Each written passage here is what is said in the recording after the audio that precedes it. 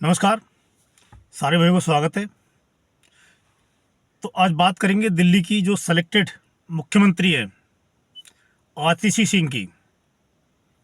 माफ़ करें, सेलेक्टेड बोल रहा हूँ क्योंकि दिल्ली की जनता ने मुख्यमंत्री के तौर पे अरविंद केजरीवाल के नाम पे वोट दिया था आम आदमी पार्टी को, ना कि आतिशी मारियाना को या आतिशी सिंह को। दिल्ली की जनता ने वोट दिया है या उनको मुख्यमंत्री चुनने के लिए अपना मत दिया था। ये सिलेक्शन है आम आदमी पार्टी की तरफ से, क्योंकि अरविंद केजरीवाल पर दिल्ली शराब नीति में घोटाले का आरोप है और फिलहाल वो जमानत पर बाहर हैं। उन्होंने फिर बाहर निकलने के बाद अपना इस्तीफा दिया है।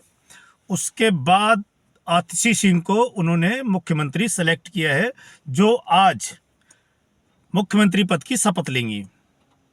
हो सकता है कि अब से कुछ देर के बाद शाम तक 4:30 या 5 बजे का उनका टाइम है, वो मुख्यमंत्री पद की शपथ लेंगी। तो आतिशी सिंह के बारे में बात कर रहा हूँ। उससे पहले आप सारे भाइयों से मेरा निवेदन है, हाथ जोड़कर मेरा आग्रह है कि मेरे चैनल को सब्सक्राइब कर लें और फिर उसके बाद बेल आइकन दबा दें। ये बिल्कुल फ्री है, आपका कुछ नहीं लगेगा इसमें। आतिशी सिंह कल उन्होंने एक प्रेस कॉन्फ्रेंस करी है, तो उस प्रेस कॉन्फ्रेंस में उन्होंने डायरेक्ट तो नहीं बोलेंगे उसको, इनडायरेक्ट दिल्ली के वोटर, दिल्ली की जनता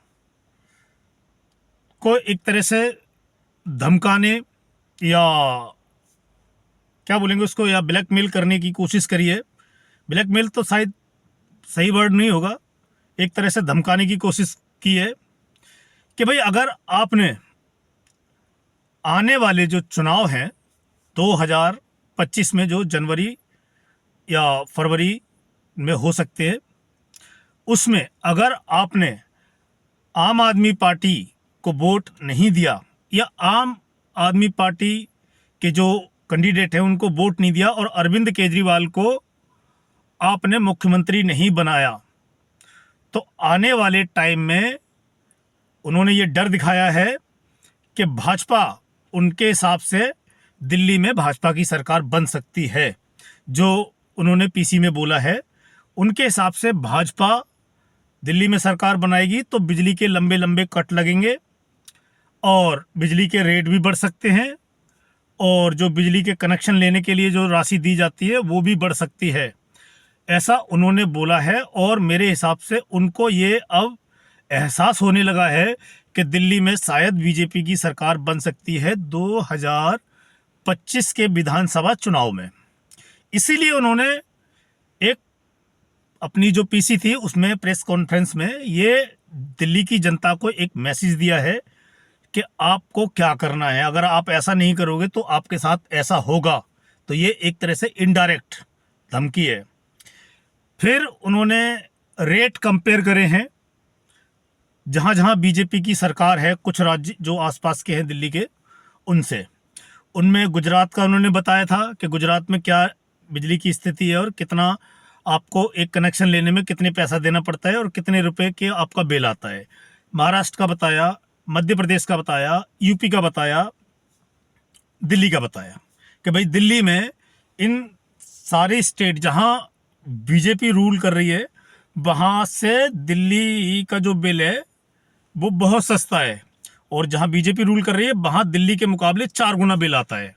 उन्होंने एक तरह से ये बताया कि भाई वहाँ बिजली बहुत महंगी है और यहाँ बिजली बहुत सस्ती है। उदाहरण उन्होंने उत्तर प्रदेश का दिया है।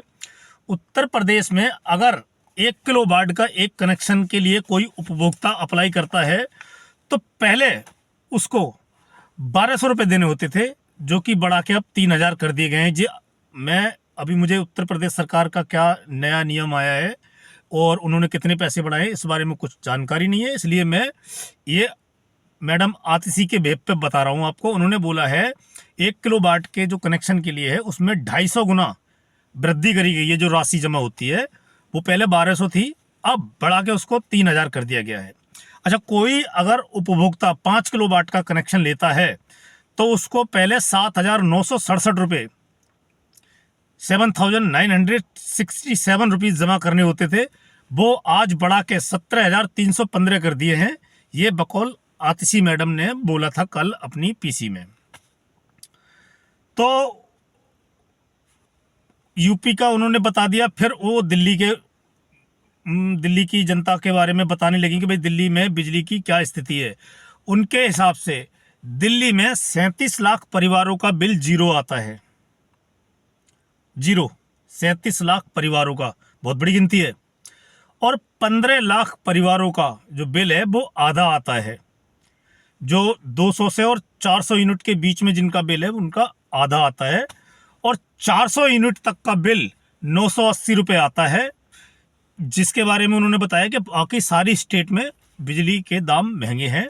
और उन्होंने धमकाया कि भाई बीजेपी को वोट नहीं देना है। तो मेरे हिसाब से उनको लगा है, कहीं ना कहीं उनको ये फील हुआ है, उनको ऐसा लगा है कि कहीं बीजेपी दिल्ली में रिवाइव ना कर जाए, वापसी ना कर जाए।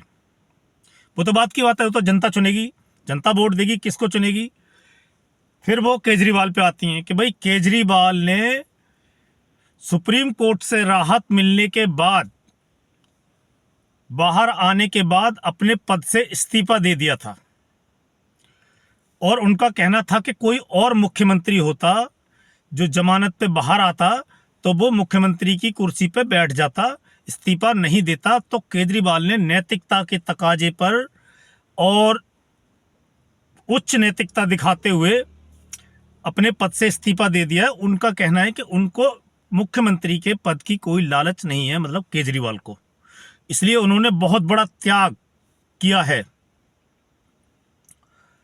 अच्छा, और केजरीवाल ने उनसे ये भी बोला है कि उनको सिर्फ सुप्रीम कोर्ट के फैसले से नहीं है, मतलब उनको जनता की अदालत में भी अभी केजरीवाल जी को जाना है, जो कि वो कल संडे से, मतलब रविवार से जनता के बीच जाएंगे। जंतर मंतर पर उनकी पहली सभा होगी, या जो भी उनके कार्यकर्ता आएंगे उनको वो संबोधित करेंगे।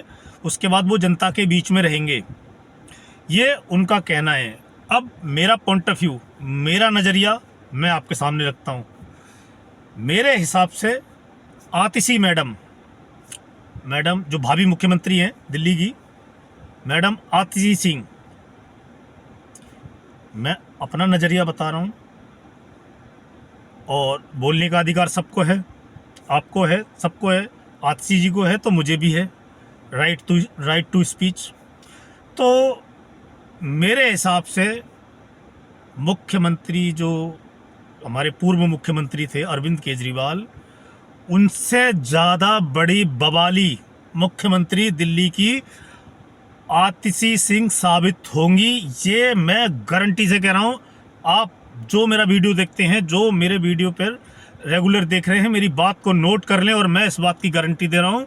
ये जो 6 महीने हैं दिल्ली की राजनीति में, अभी बहुत उछल कूद होगी और बहुत गर्म आएगी ये राजनीति। हाई वोल्टेज ड्रामे होंगे इसमें, और इसमें एलजी को घसीटा जाएगा, प्रधानमंत्री को घसीटा जाएगा, सारी एजेंसियों को इसमें घसीटा जाएगा। तो मेरे हिसाब से आतिशी मैडम अरविंद केजरीवाल से ज़्यादा बवाली और ज़्यादा उग्र साबित, उग्र तो मैं क्या बोलूँ, ये शायद वर्ड मेरे हिसाब से सही नहीं होगा, तो ज़्यादा बवाली और एक तरह से अराजकता का माहौल होगा दिल्ली की राजनीति में। और बात बात पे धरना प्रदर्शन और मतलब लोगों को उल्टा सीधा बोलना, भाषा का गलत इस्तेमाल होना, ये सब अभी होगा दिल्ली की राजनीति में। क्योंकि आतिशी ने मुख्यमंत्री की शपथ लेने से पहले ये बात अपनी पीसी में ये कन्फर्म कर दी है। उन्होंने बोला है कि आने वाले 6 महीने बहुत कठिन हैं दिल्ली की राजनीति में, और केंद्र सरकार अपनी एजेंसियों का दुरुपयोग करके दिल्ली की जनता के हित में जो फैसले लिए जाएंगे उनमें टांग अड़ाने की कोशिश करेगी, उनमें रोड़ा लगाने की कोशिश करेगी केंद्र सरकार, भारतीय जनता पार्टी और प्राइम मिनिस्टर मोदी और एलजीबीके सक्सेना। ये उन्होंने बोला है। इसका मतलब है कि वो पहले से तय करके बैठी हैं कि आने वाले दिनों में क्या होगा, क्या क्या हो सकता है। और उन्होंने बोला है, मैं एक सवाल मैडम आतिशी से या आम आदमी पार्टी से या केजरीवाल जी से, पिछले विधानसभा चुनाव में उनकी सीटें आई थी 62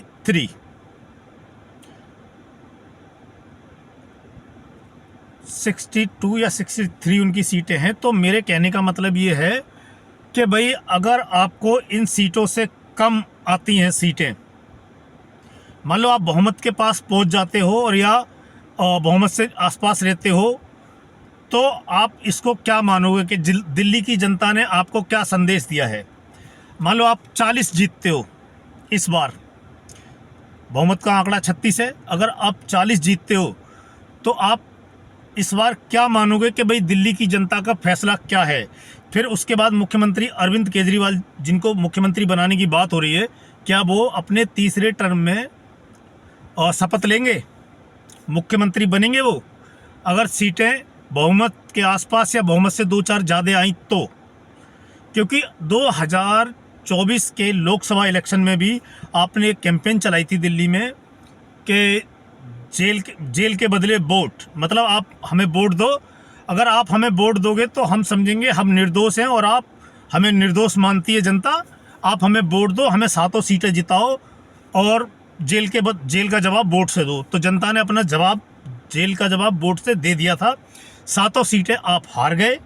कितने मार्जिन से हारे, कैसे हारे, क्यों हारे, ये बात की बात है, पर आप 7 सीटें दिल्ली की हार गए थे और बीजेपी 7 सीट जीत गई है। तो उस जनता के जनादेश को क्या माना जाएगा। फिर वही बात कि अगर 62 सीट से नीचे अगर आती हैं आम आदमी पार्टी की, कुछ संख्या उनकी कम होती है, तो जनता का जनादेश क्या माना जाएगा। ये जो बुद्धिजीवी लोग हैं, जो इंटेलेक्चुअल लोग हैं, जो वीडियो मेरा देखते हैं या किसी पे कोई गलती से मेरा वीडियो भी देख लेता है, मैं बहुत छोटा यूट्यूबर हूँ, और कोई वीडियो मेरा देख लेता है तो वो अपना कमेंट करके मुझे बताए कि फिर क्या माना जाएगा। आज के लिए इतना ही। और आज मुख्यमंत्री की शपथ ले रही हैं आतिशी मैडम, उनके लिए बहुत बहुत शुभकामनाएं। और इसी के साथ आपसे विदा लेते हैं, मिलते हैं आपसे अगले वीडियो में। तब तक के लिए जय हिंद, जय भारत।